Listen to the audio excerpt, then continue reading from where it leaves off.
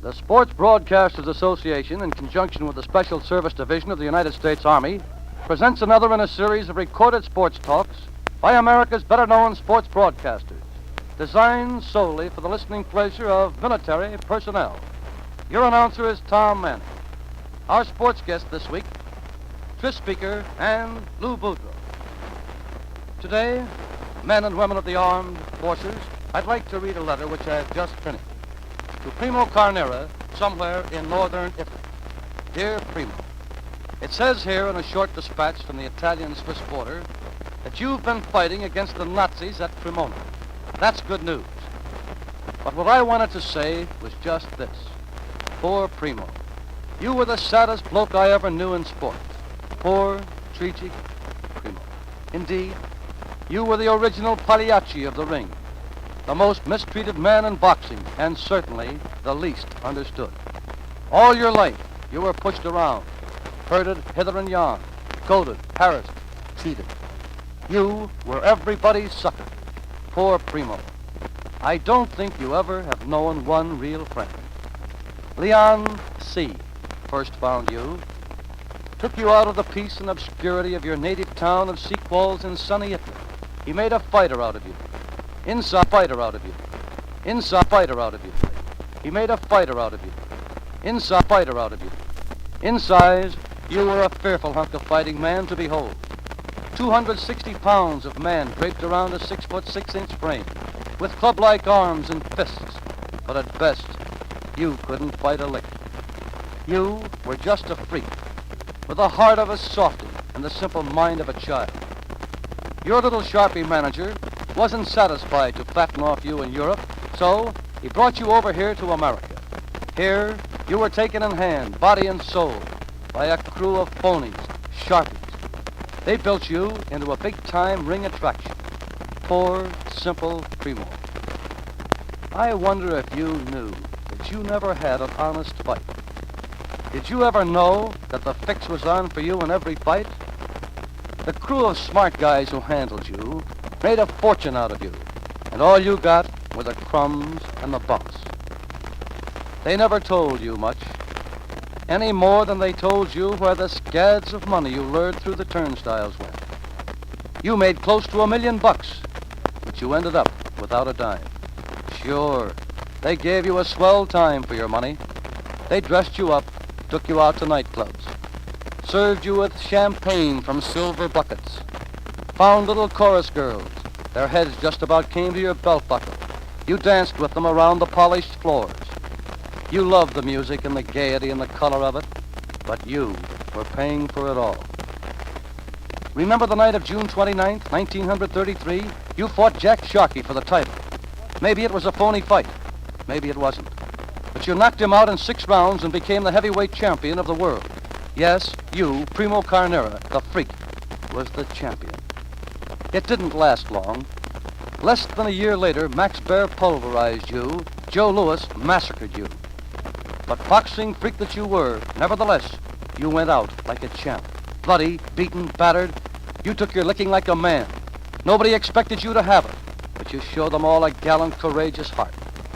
Once beaten, all the dough squeezed out of you, the phony friends deserted you like a sinking ship. Suddenly, you were left all alone, sick and forgotten, without a dime. You went back home, back to a little wrestling, faking as a strong man in a circus, to odd jobs. You swept out bars for something to eat and a place to sleep. Now, contradicting reports tell us here in America that you are a prisoner of war and may have reached the end of your weary road. Now it seems that Nazi murderers might put a final period to your life by slaughtering you in cold blood. Maybe they're going to stand you up before a firing squad. But laugh at them, Primo. Laugh at all the world and all the so-called wise guys who never regarded you more than just a freak. For nobody, not even death itself, will ever take this away from you.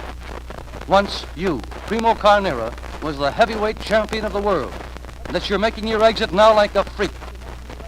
And a true champion, a guy who went out fighting on the right side, on the side of the Allies. Sportingly yours, Tom Manning.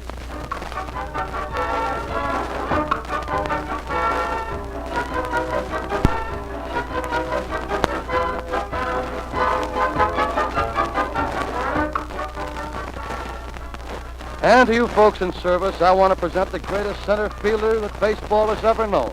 One of the greatest shortstops in the history of the game. He led the American League in batting in 1944. And here they are, Speaker and Boudreau.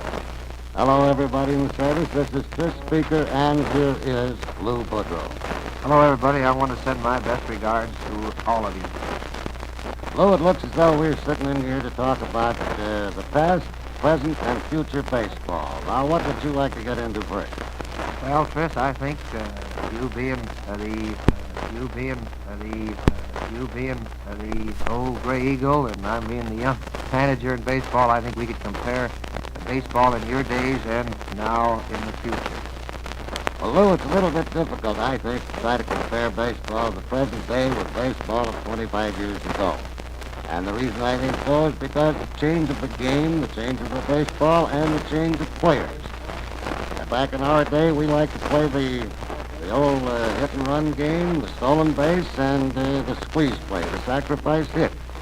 There hasn't been too much of that in the present-day baseball. Can you give me any account of that? Why? Well, in my opinion, I think Babe Ruth, Lou Gehrig, Williams, DiMaggio, and those boys have changed the whole setup of baseball. Those boys are going for home runs down at the end of their bat. You don't see the game played as tragically as it did in your day. Well, I suppose, Lou, in fact, I still follow the game. Of course, I'm one of the fans now from the stands, and I try not to be a manager from the stands, but I suppose due to the lively baseball and the hitters that you've referred to being able to hit home runs, it makes it almost imperative that you play for a big inning rather than a single run. That's correct, Chris. Well, in our day, with the dead ball, we could well afford to get that base hit, a sacrifice, or a stolen base, and hope that somebody would get a base hit and you could score. And, of course, the stolen base was very important with us because many ball games were won 1-0, 2-1, and 3-2. But you do have larger scores now, and I know that is the reason for playing for the big inning, because you go along and play for one run at a time and maybe get 2 or 3 runs, and your opposing club will come along with a home run and maybe tie you or beat you. But what do you think about the present day? In fact, let's take this particular season of 1945. Well, our season in 1945, we're strictly going for the old-timers baseball game. We definitely have got to play for 1 or 2 runs because the Cleveland Ball Club has not got the power that we had in years gone by. We've got a pretty good pitching staff, and we've got a pretty good defensive club, so therefore we've got to go for 1-run innings. Well, Lou, I admire that attitude and your thoughtfulness in it. And I can see where, if you go out and play for 1 run with your pitching staff, which looks like a pretty good pitching staff, when you get them all in condition, I really think that if you go for that 1 run, that you, with your defense and your pitching, that you'll win a lot of ball games. And I'd like to see that. And I think the stolen base and the hit-and-run play is going to come back. I really do, too. Also the squeeze play, Chris. Well, that's fine, and I'm going to be glad to watch those plays again. Some of the present-day fans probably don't know too much about that, but I think they will love it and enjoy it, as they did in the days that we had it. I've often been asked, Lou, and you perhaps have too, if the responsibility of managing a ball club takes anything away from your playing ability. Now, what is your thought on that? Chris, the playing ability in any individual is always present. To me, the individual must apply it, regardless of whether he's the manager, captain, or just an ordinary ball player. If the individual will apply that ability day in and day out, there will be no effect at all on his playing. The managing duties to me, and of course in your days to you, I will say, will inspire one to do better than what he can do ordinary days when he's just a ball player. Well, Lou, it did inspire me to play even better because I felt that I was leading the boys out to win a ball game, and I know that you've done the same thing, and you do feel a great deal better if you can go out and say, boys, come on and follow me, rather than say you go out and do it. And I think it's very fine that you've thought of going back to our type of baseball because of your defense and your pitching. And I believe that we're about ready to go now, and I'd like to say goodbye to all of you men and women in the service. I'd like to say the best wishes and good luck. Thank you, Tris Speaker and Lou Boudreau. This is Tom Manning again, my greatest thrill in sports. I shall call it the mighty home run. Babe Ruth's great bat made the headlines. Ruth came to baseball from a Baltimore orphanage. He holds the record of 60 home runs in a single season. His lifetime batting average, 342. Total homers, lifetime, 714. To bring you this thrill in sports, imagine you were in the stands at Wrigley Field, Chicago.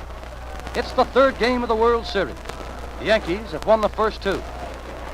From our radio box, we've arrived just in time for the start of the fifth inning of this World Series game. And the score, New York 4, Chicago 3. Babe Ruth smacked a home run with 2 on in the first inning. And the mighty Lou Gehrig pasted the old apple into the right stands in the third inning. The battery, Pip Grass and Dickey for New York, Charlie Root, Gabby Hartnett for the Cubs. Babe Ruth will lead off in the first half of the fifth inning. He's coming out of the dugout, swinging his 3 big bats. Ready to go, and perhaps you can hear the fans booing Ruth as he steps up to home plate. The Cub players have moved up on the top step. They're razzing Babe Ruth. Now, ready for the first pitch? Here it is, strike call, and the fans are booing. Yes, the Chicago players are really razzing Babe Ruth at the moment. Ruth smiles good-naturedly. Ready now for the next pitch. Ball 1. It was low, outside. Babe Ruth steps away from home plate. He says something to the Chicago Cub players. Now the umpire has warned the Chicago team to get back on the bench. The count, remember, is ball 1, strike 1. Root gets his signal from Gabby Hartnett. Now he's winding up, and here it is. Strike 2, called. Babe Ruth tells the umpire he didn't like that, and the crowd really lets go. And now a fan has just tossed a lemon down there on the field near home plate. Babe Ruth is smiling, but he picks it up. Now he steps over toward the Cub bench. I believe he's going to throw it. No, Babe Ruth, instead of throwing it, tossed it underhand very gently. Now we're ready to go again. Charlie Wood of the pitcher's box. He's ready to deliver. And here it is, ball 2. Ruth was forced to step away from home plate on that one. It was very close to his chin. And again, the Cubs have moved up on the top step. They're over there near their dugout. They're razzing Babe Ruth. They're telling him plenty. They're calling him yellow. Plenty of cutting remarks going Babe Ruth's way. The Babe just steps out of the box again for a moment. Now the umpire again warns the Cub players to get back there on the bench. Babe Ruth tips his hat to the Chicago crowd. He acknowledges their adverse remarks. And now he has dropped his big bat on the ground. Babe Ruth has stepped toward the Cub bench. He's holding up 2 fingers on his right hand. He tells them it's only strike 2. The big one is left. He also holds up the 2 fingers on his left hand. He's yelling that the count is 2-2. Babe Ruth takes several steps more toward the Cub bench. And now he is pointing toward the center field flagpole. Ruth is yelling to the crowd and the Chicago players that he's going to knock the next pitch over the plate high over the center field fence out there near the flagpole. The crowd is booing Babe Ruth. But Charlie Root very calmly steps on the pitcher's rubber, gets a signal. Remember, the count is 2-2, and here it comes. Ruth swings. He connects, and it's a long drive high into center field. It's going. It's high over the center field wall. It's a home run, and Babe Ruth is rounding second base. He is now touching third base.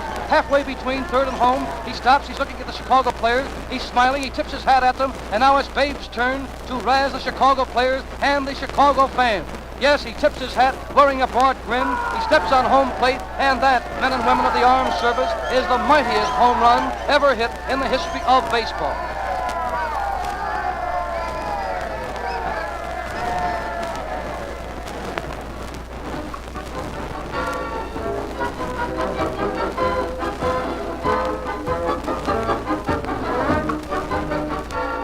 And today's special recorded sports chat was a presentation of the Sports Broadcasters Association and the Special Service Division of the United States Army.